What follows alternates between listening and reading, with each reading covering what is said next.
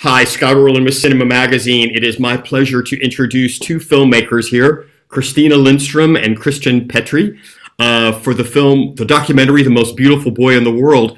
Starting out, as the poster behind you proudly proclaims, what is it like to be at the Sundance Film Festival? It's magic. It is. It's really big. You're so glad. Although we are more in the space. I want to ask you about this documentary because it's really interesting. For a lot of people, the name Björn Andrésen might have just slipped by in history. You know, even though there was that moment. How did he come on your radar? How was he now an interesting subject that you'd want to tackle this documentary? A long story, make it short. Yeah, sure, but I always been fascinated by that story ever since I was a kid. I'm sort of like, the same age as him, so I remember sort of the buzz around. It was kind of mythological even then, but then, as years go by and we sort of moved around in the same circles, with writers, actors, artists, but it wasn't like I knew him. And then later, I came to know him by doing a children's series. I directed a TV series, and he was the sort of one of the main characters there. So I met him and we started talking. Obviously, I touched upon the subject of I noticed it was like he wasn't so keen on talking about that. He sort of had this, because people have been talking about it, through his whole life. He has been, sort of living up to the image of this. So I was kind of fed up with it, actually. And then later on, Kristina, we were together and we went out and had a dinner with Björn, and you were sort of like really sort of, didn't just want to talk about Death in Venice, but his life. No, that's why it revealed and unfold another story behind. So after that dinner, I said, we should make a documentary about him. Yeah. No, but it is something with Björn's life. It is like it's a larger, for me, it's a larger than life story. It's it has some quality to it that is like an antique saga. Even it's so rich. It contains so many multitudes and so many. It has so many layers and so many different door to open when you go into his story. The main difficulty was what should we tell? I mean, obviously, Death in Venice story, how it influenced him, but. I mean, apart from that, it was so much. What should we concentrate on? I mean, it was a big challenge for us during the years. Both shooting and editing, all the way through until we actually finished the film. We had some, that was the sort of key questions. Yeah. I tried to get even more in it than it's. Obviously, as you make a documentary, not only are you telling a story through words, but also through images. I mean, the visualization. So it's archival digging up this stuff. And for me, it was incredible to see the actual audition that he had in Stockholm for Death in Venice. So talk about that navigation of digging up all this archival resources. Was it easy? Was it already there that we just didn't know about it? Because there was a Rai documentary, Italian television, but the other material, there was bit by bit. His sister had a lot of this private sound tapes, and in his cellar he had a Super 8 material, drowned in water or something. Yeah, so it came bit by bit, and. Also these strange audio tapes with his aunt, which recorded his mother, I don't know. It's not many families have these sort of No. hidden laying around. So and there was, His sister called her the CIA musi, the mother, the aunt, yeah. CIA auntie. And obviously other also archives, like we were a lot in Rome, in the Visconti archives and in the Italian television archives. And there we found this extraordinary press conference from Cannes, which is in the film now, which obviously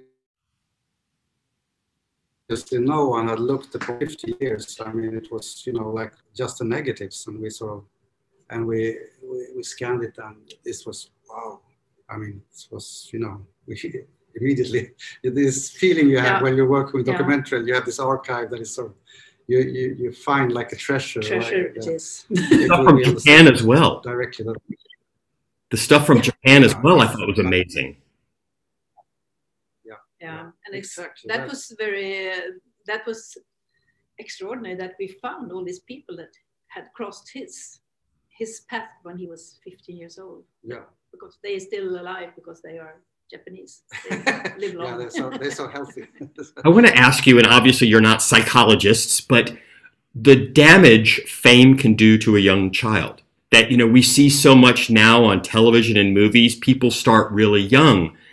Was it the business that really affected Bjorn and kind of, I'm just for lack of a better word, emotionally damaged him? Or was it a combination of his family as well?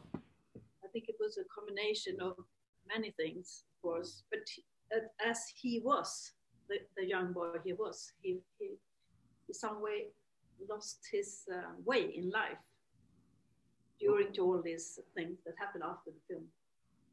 It's also like it was somehow, one sees destiny. When he walks into that room with Visconti, he's kind of damaged. I mean, he's lost both his parents, and he has this special look, which of course Visconti immediately recognized, which was why I'm speculating, but I think it must have been like that. That he must have sensed that vulnerability of Björn, which was made him, in his eyes, more attractive. That's what he wanted. That's what the casting director says. Yeah. Or what she saw in Visconti when he saw Björn.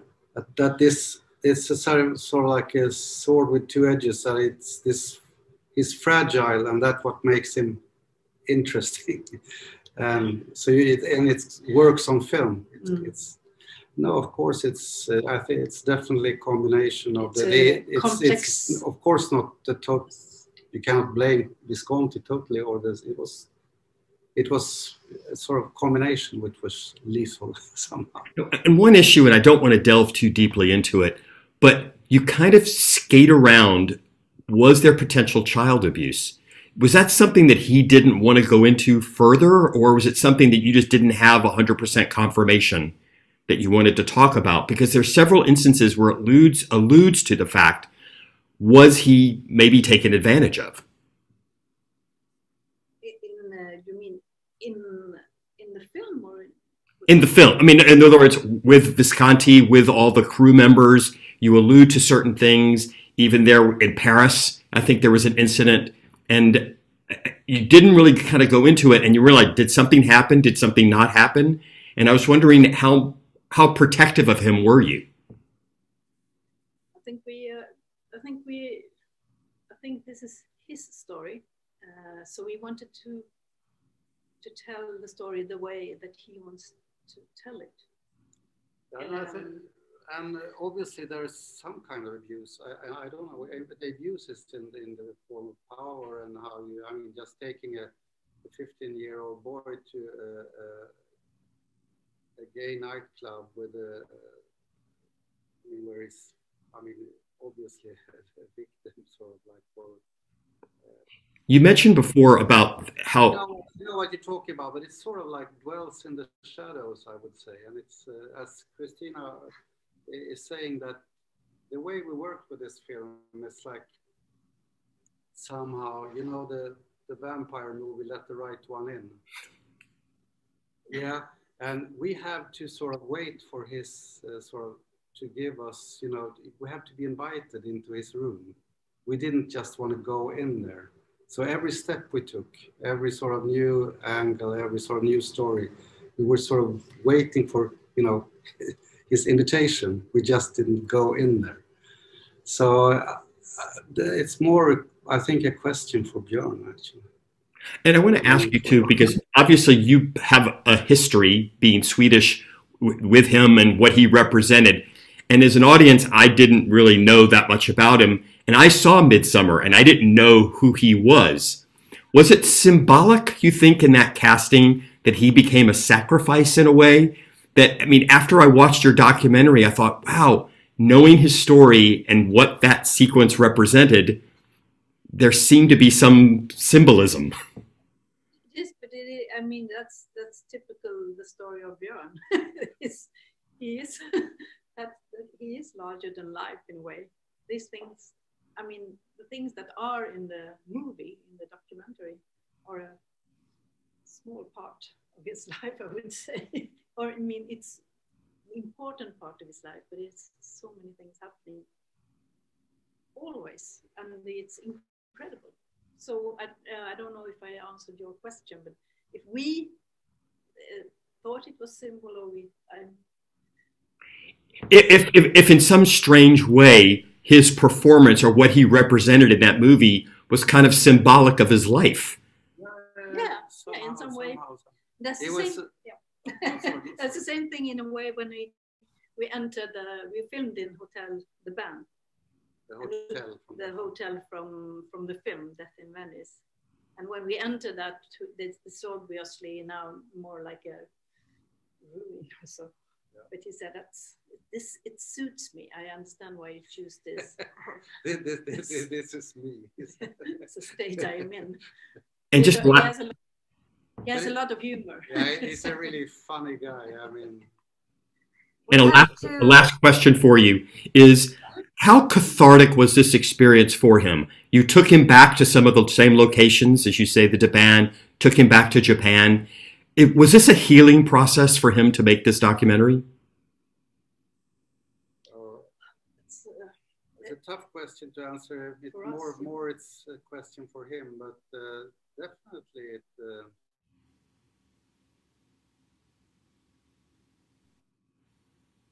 Oh, you froze. The joys of... you froze for just a second, so if you could just repeat that. The joys of technology. Definitely. No, if you could just repeat that answer.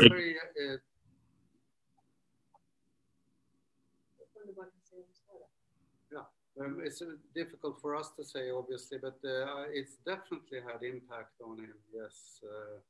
And how deep that is, it's hard to say, but absolutely, yes, in some way.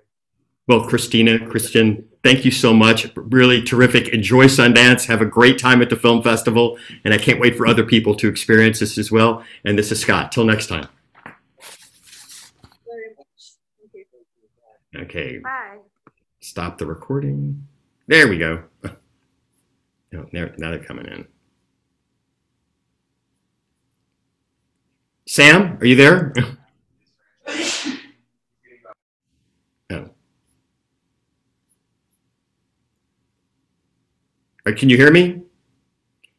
You entered right as I was doing the video, so I couldn't turn you on. No worries at all. It went great. We had a couple of little technical things where it just froze, but other than that, it was great. But when I've let people in before while I'm videoing, they pop up on the screen. So that's why. No worries. I figured it was all good. I was just joining to check. But thank you so much. I'm glad. No, thank you. This was great. Really, really appreciate it. Okay. And if you could just give me a heads up on when it'll run, or when you think it'll. Yeah, well, the part I'm going to write something for the Golden Globes website, so I'm going to try and get that done today, so it could run, hopefully this weekend or by Monday, and then I'm going to send this to my German thing, and then as soon as that does, I'll forward it on to you. Awesome. Thank you so much, Scott. Great. Thank you. Take care. Have a good Sundance. Bye. Bye.